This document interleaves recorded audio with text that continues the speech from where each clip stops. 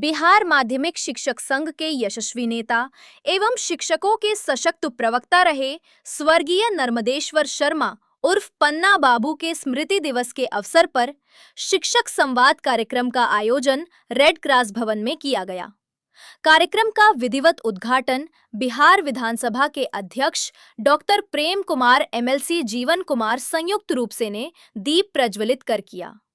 साथ ही शिक्षा विभाग के कई वरिष्ठ पदाधिकारी, माध्यमिक शिक्षक संघ के प्रमंडलीय कार्यकारिणी सदस्य रंजीत कुमार, पूर्व उपाध्यक्ष रविंद्र कुमार, प्रमंडलीय उपाध्यक्ष डॉक्टर हीरालाल यादव सहित बड़ी संख्या में शिक्षक मौजूद रहे। कार्यक्रम को संबोधित करते हुए विधानसभा अध्यक्ष डॉक्टर प्रेम कुमार ने कहा कि शिक्षक समाज की रीढ़ होते हैं और गुणवत्तापूर्ण शिक्षा के बिना किसी भी राज्य का सर्वांगीण विकास संभव नहीं है। उन्होंने शिक्षकों की समस्याओं को गंभीरता से सुनने और उनके समाधान के लिए सरकार स्तर पर सकारात्मक पहल का आश्वासन दिया।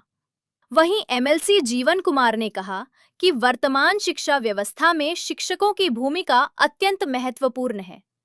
उन्होंने नई शिक्षा नीति, सेवा शर्तों और पदोन्नति जैसे मुद्दों पर संवाद को समय की आवश्यकता बताया तथा शिक्षकों के हित में हर संभव सहयोग का भरोसा दिलाया।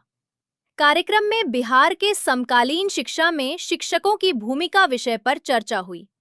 साथ ही स्थानांतरण, वरीयता, प्रोन्नति, वेतन निर्धारण, कार्यभार की असमानता और प्रशासनिक अड़चनों जैसे ज्वलंत मुद्दों को सरकार एवं शिक्षा विभाग के समक्ष ठोस और परिणामोन्मुखी ढंग से रखा गया। गया जी की पावन धरती पर रेड क्रॉस सभागार में बिहार माध्यमिक शिक्षक संघ के लोकप्रिय नेता रहे पन्ना बाबू की चौथी पुण्यतिथि के मौके पर शिक्षा संवाद कार्यक्रम के तहत बिहार के लोकप्रिय शिक्षकों के नेता माननीय एमएलसी जीवन कुमार जी मौजूद हैं, मेरी अध्यक्षता कर रहे हमारे हैं आदरणीय हमारे डॉक्टर सत्यानंद प्रेमी जी, सचिव रंजीत जी, जिनको संचालन किया जा रहा था। एक अच्छा पहल है और शिक्षक जो हैं राष्ट्र के निर्माण की हम भूमिका अदा करते हैं और हमारा मानना है कि निश्चित तौर पर शिक्षक केवल पाठ्यक्रम पढ़ाने वाले हाड़ बांस का व्यक्ति नहीं होता, बल्कि समाज की दिशा एवं दशा और राष्ट्र के भविष्य का निर्माता है। ऐसे संवाद कार्यक्रम हमें आत्मचिंतन, अनुभव साझाकरण और नवाचार के लिए सशक्त मंच प्रदान करते हैं। वर्तमान समय में शिक्षा केवल ज्ञान के हस्तांतरण तक सीमित नहीं रह गई है।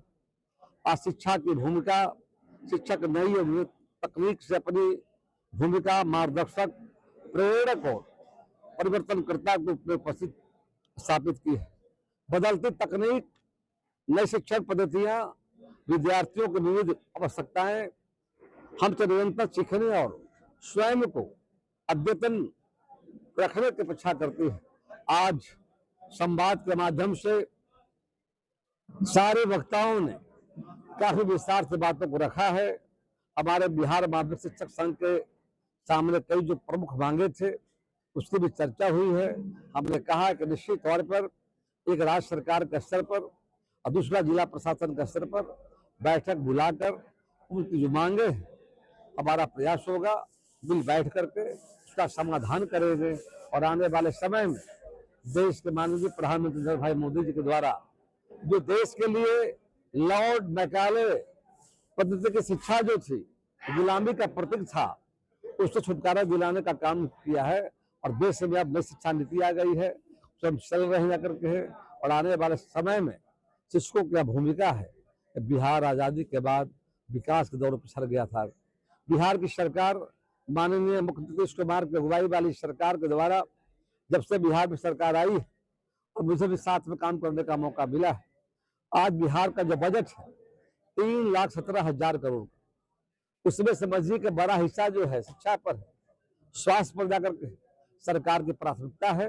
हमने लोगों से अपील किया है आने वाले समय में हम शिक्षक, सरकार और अभिभावक और जनप्रतिनिधि जो हम हैं, हम मिल बैठ करके आने वाले समय में जो लोगों की आवश्यकताएं हैं जरूरत है, चुनौतियां हैं, उसको अवसर बदलते हुए एक सुंदर बिहार बनाने में और माननीय प्रधानमंत्री जी का जो विजन है विकसित बिहार, विकसित भारत, आत्मनिर्भर भारत बनाने में बिहार चल पड़ा है।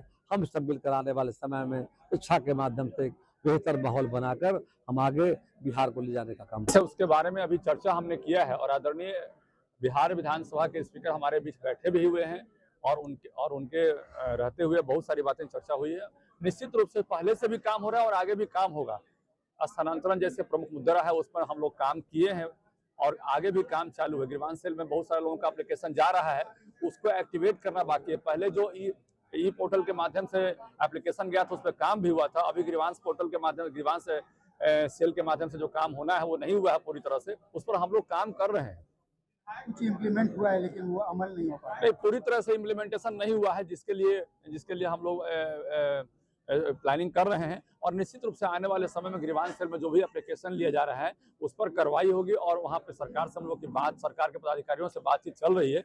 जल्द ही उस पर हम लोग वहाँ पे काम करवाने में सफलता हासिल करेंगे।